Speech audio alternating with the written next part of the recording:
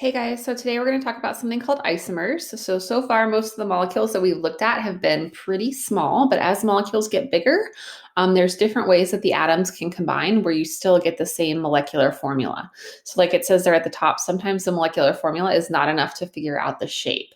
So, when there's more than one way to combine those atoms, we call it isomers. So, isomers are molecules that have different molecular formulas, or sorry, isomers are molecules that have identical molecular formulas, but different arrangements of atoms. So here is an example of butane, which can form two isomers. So we can have this straight chain butane like this, or we can have this branched butane like this, where we have a carbon chain that's one shorter, and then we have another carbon connected off of the middle carbon. Both of these are C4H10, but they're different. One's called butane, one's called isobutane. They have different reactivities, they have different boiling points, things like that. So we want to differentiate between them. I'm going to show you a couple of videos about isomers now, and then you guys are going to practice looking at some isomers after the videos.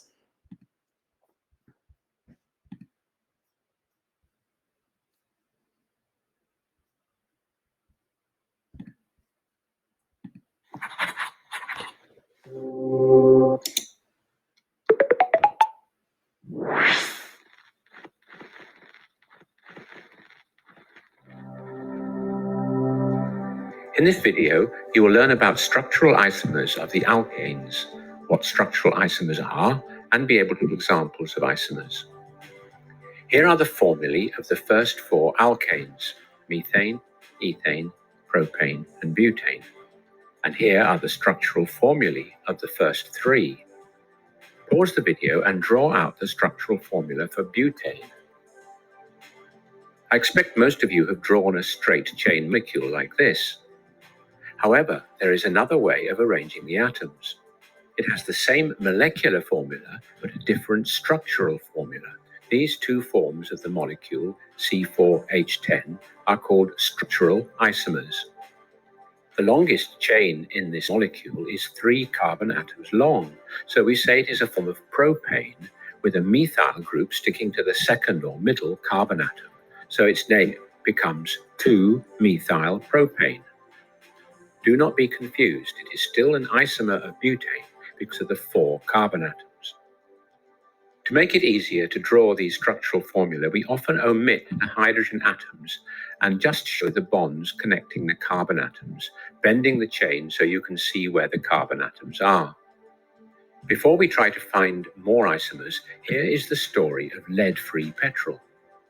Petrol for cars is mostly octane, C8H18. In the 1920s, when petrol started to be used for cars, the petrol-air mix in the cylinders used to explode too quickly before the spark, causing the engine to knock or jolt. If an isomer of octane was used, the petrol burnt more smoothly. Look carefully, there are 8 carbon atoms, so it is a structural isomer of octane. But what is its formal name? Pause and count the atoms in the longest chain. Whichever way you count, the longest chain is 5 carbon atoms long, so the name will be pentane. And off the third atom in the chain, there is an ethyl group and also a methyl group, so its name will be, pause and think, 3,3-methyl ethyl pentane. But this compound is not normally found in crude oil and is very expensive. In 1923, scientists discovered a compound of lead with almost the same structure and did the job perfectly: lead tetraethyl or tetraethyl lead. You might remember that lead is in group 4 of the periodic table along with carbon. The lead addition helped the petrol to burn smoothly, but the lead atoms combine with oxygen, forming lead oxide. This comes out of the exhaust pipe as a fine dust and is very toxic. It has taken us until this 21st century to get rid of all the lead in petrol globally. But for 80 years, lead from car exhausts has been carried around the world and is even found in the ice in Antarctica. So let's finish with a simpler example. Can you find the other 4 isomers of hexane, C6H14, and give them their formal names? We're going to stop right there. I've got a little bit better video that I'll show you how to draw the isomers of hexane right now.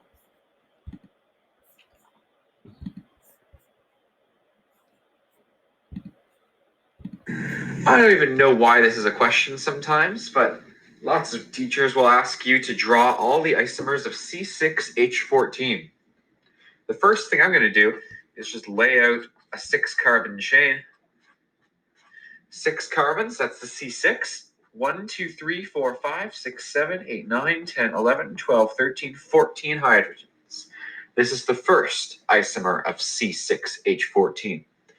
Now we need to be able to create other isomers here. We need to be able to break this chain and reattach it in some way that it's still 6 carbons and we still have 14 hydrogens, but it's not arranged in quite this way. The way that I like to do that is step by step. What's the shortest chain that I could cut off of here? Well, that's having 1 carbon. So let's cut that 1 carbon off.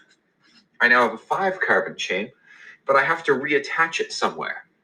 I can't reattach it to this carbon because it was already on that carbon and then it's the exact same molecule. I can't reattach it to this carbon because then I've just created another 6-carbon chain, and that's exactly what I had before as well.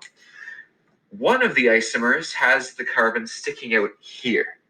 And notice the number of hydrogens: 1, 2, 3, 4, 5, 6, 7, 8, 9, 10, 11, 12, 13, 14. It's still C6H14. But I could have also jammed that carbon onto the middle of the 5. This is also distinct from the others in that this is a 6-carbon chain. This is a 5-carbon chain with 1 sticking out of the 2nd carbon. This is a 5-carbon chain with 1 sticking out of the 3rd carbon. So one thing that can really help while you're doing these is to number your carbons. So number 1, 2, 3, 4, 5, 6 here, number 1, 2, 3, 4, 5. You've got a carbon sticking off of carbon 2. Here you've got a carbon sticking off of carbon 3. So those are different isomers. Depending on how you number it, you do need to watch out for mirror images though.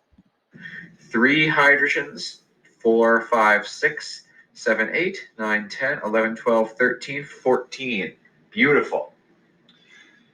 So that's what we can do with a single carbon that we chopped off the end. What if we chopped 2 carbons off the end?